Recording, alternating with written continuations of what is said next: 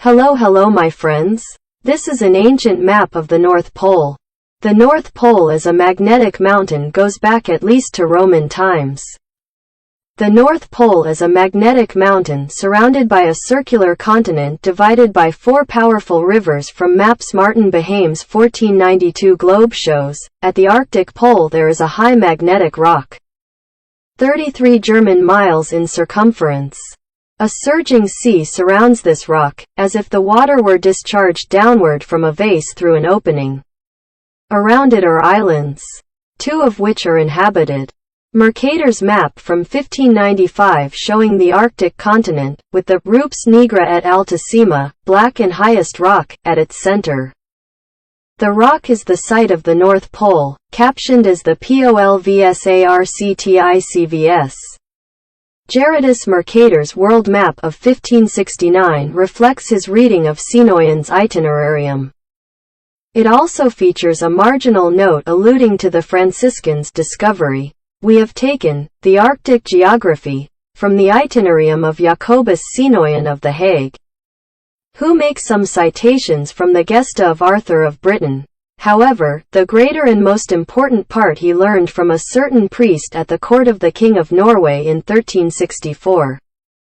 He was descended in the fifth generation from those whom Arthur had sent to inhabit these lands, and he related that in the year 1360 a certain Minorite, an Englishman from Oxford, a mathematician, went to those islands.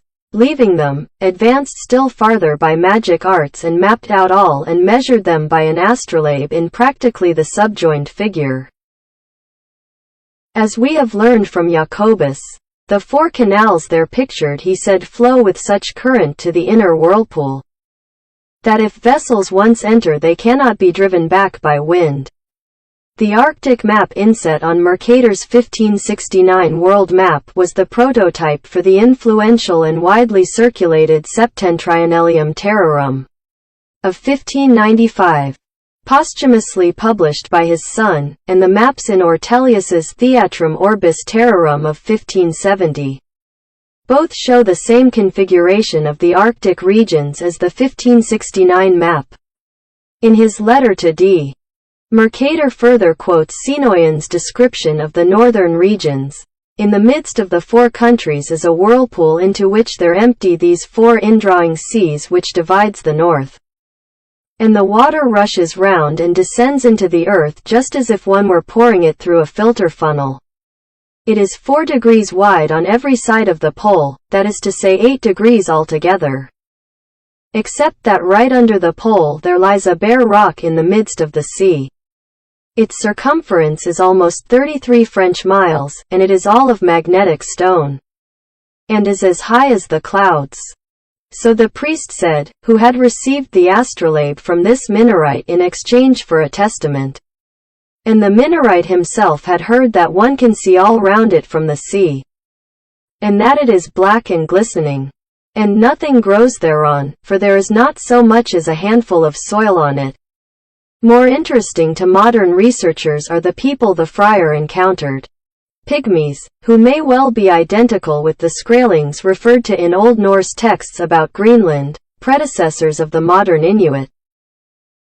The John Day letter in 1956. A letter referring to the existence of the book was found in the Archivo General de Simancas, Spain, from the English merchant John Day to the most magnificent and most worthy Lord, the Lord Grand Admiral, presumably Christopher Columbus.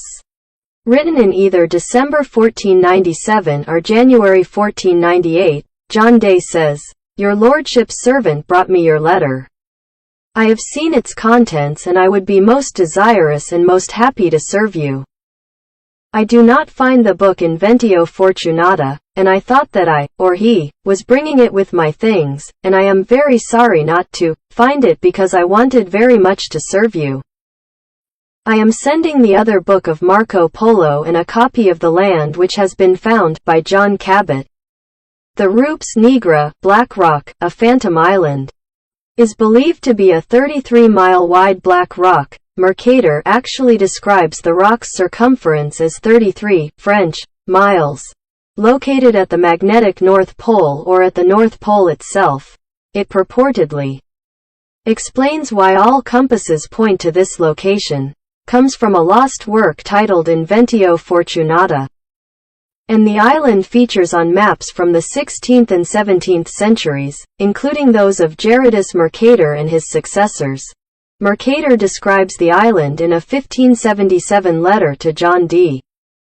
In the midst of the four countries is a whirlpool, into which there are empty these four indrawing seas which divide the north. And the water rushes round and descends into the earth just as if one were pouring it through a filter funnel. It is 4 degrees wide on every side of the pole. That is to say 8 degrees altogether. Except that right under the pole there lies a bare rock in the midst of the sea. Its circumference is almost 33 French miles. And it is all of magnetic stone, Jacobus Sinoian, years ago. Thanks, subscribe.